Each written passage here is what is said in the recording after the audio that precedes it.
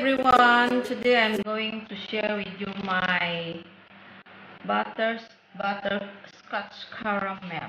So this is our ingredients: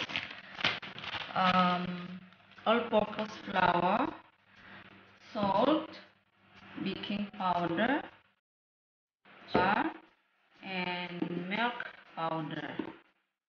And our wheat. This is the dry ingredients, guys. Ingredients is we have condensed milk, melted butter, vanilla, 2 eggs, and 3 eggs of yolk, and some peanuts. I'm using peanuts. Okay, so up to you if you want peanuts or any kinds of peanuts. Alright, so okay guys, the all-purpose flour is 2 cups. Okay, 2 cups.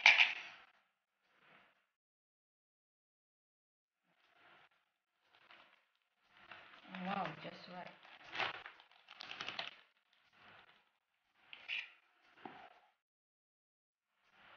So every time make sure always, like that. And then 1 teaspoon of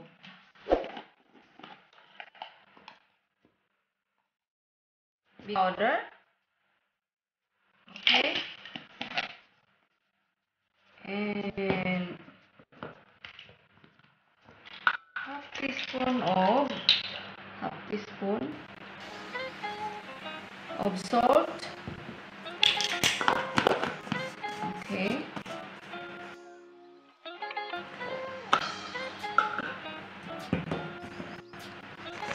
So isip muna natin.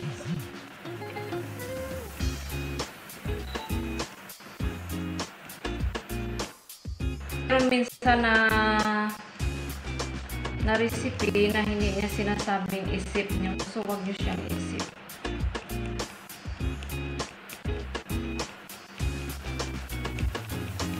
Okay.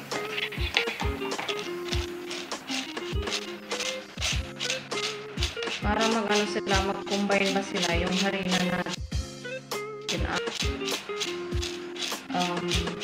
baking powder natin. Alright, so dyan. And then 1 cup of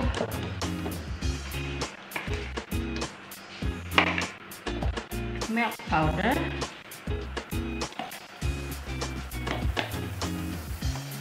1 cup yan guys. 1 cup. Basta butterscotch caramel, ito yung gagawin natin.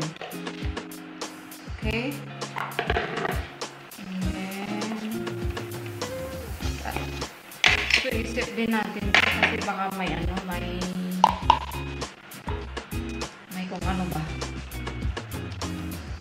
Baka may kuto or ants or something, So at least nakasigurado tayo malinis.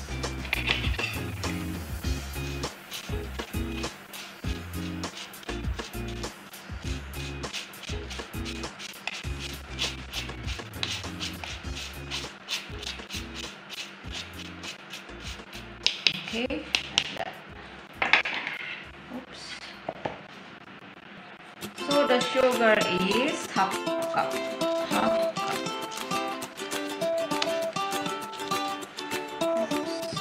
Should be okay, half cup. So okay na yung dry ingredients natin guys. Ayan na siya. Ayan, haluin lang natin. Just mix it well.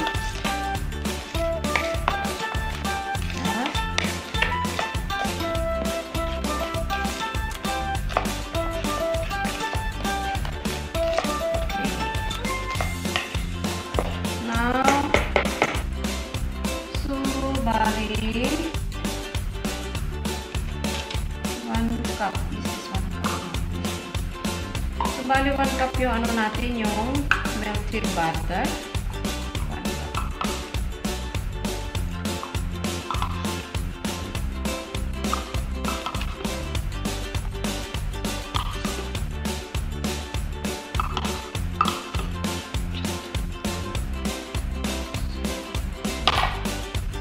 I think just right.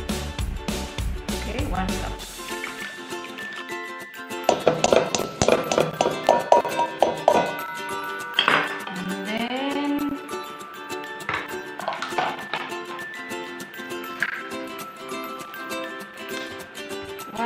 Of condensed milk.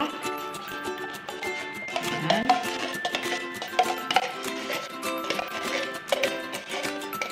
Kaya tinawag itong caramel, butterscotch caramel kasi matamis talaga siya. So, pag ayaw niyo sobrang tamis, don't finish this 1/10 of condensed milk. And then, I have 3 egg yolks here. And 2 eggs.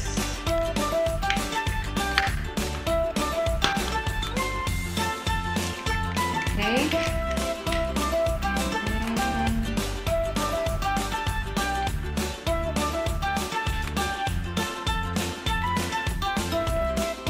And then 1 teaspoon of vanilla, guys.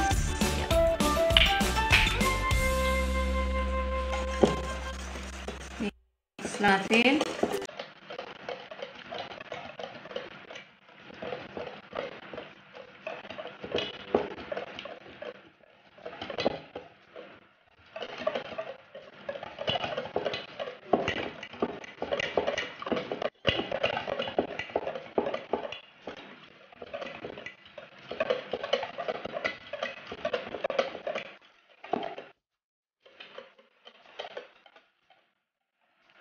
So I think should be okay na.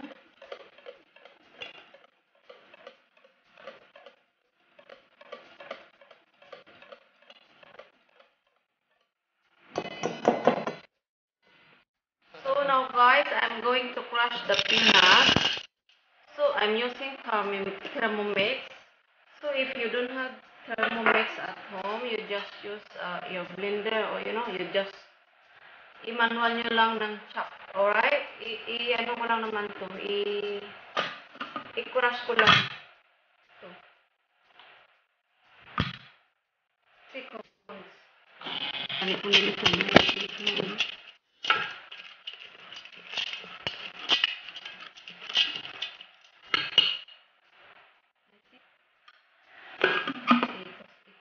Okay, just like that.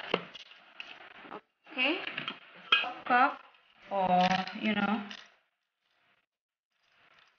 for the butterscotch, and then another half cup for garnish.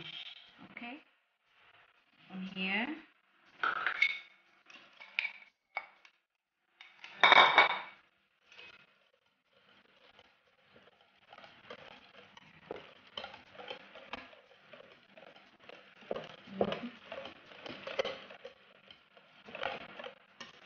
Guys, we're going to mix together.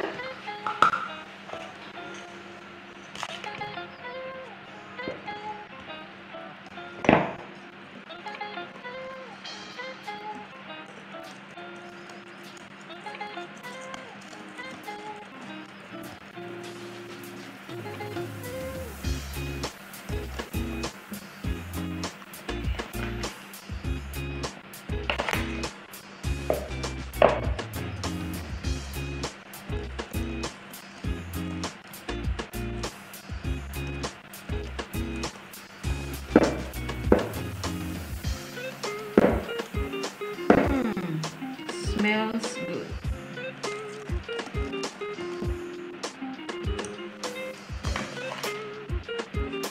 Finish it.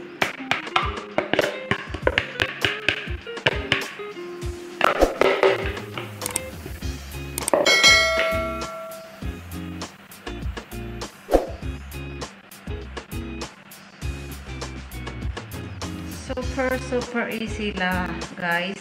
Very easy.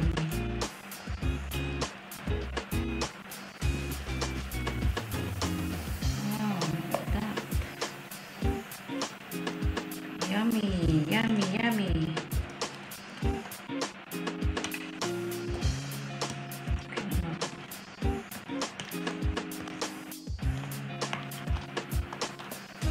So we're going to put here.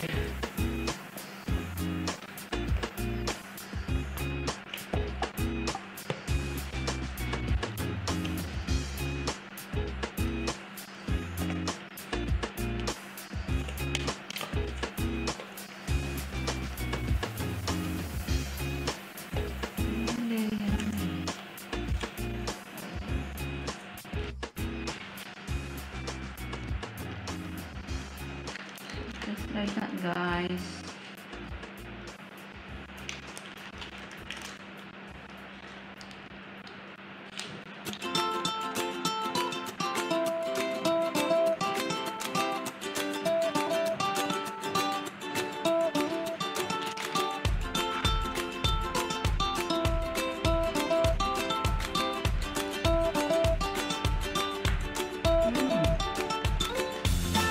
Hindi nyo itong pang business, mga guys.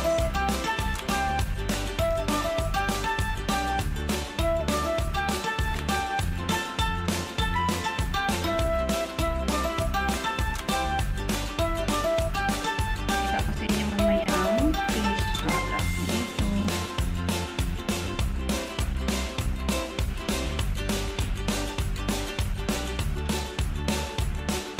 I guess it's ready.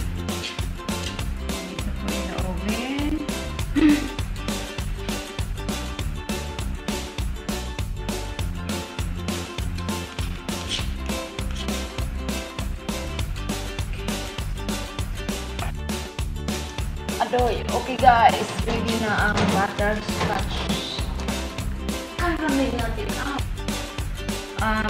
Let it cool like 5 minutes. Okay, 5 minutes first, and then I'll show you the finished product. I mean, guys, sorry, I said 5 minutes. It's not 5 minutes. It's 15 minutes. Okay. So, palamigin nyo ng mga 15 minutes. Okay?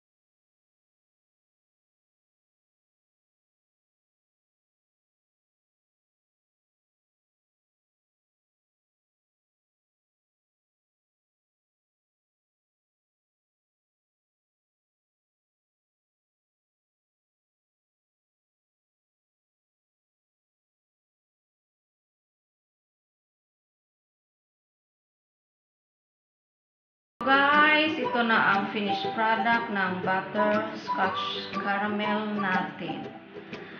So, look at that. Looks yummy, right? So,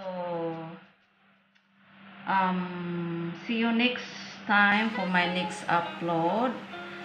And pag hindi pa kayo naka-subscribe or bago kayo sa channel ko, please naman, paki-subscribe naman po.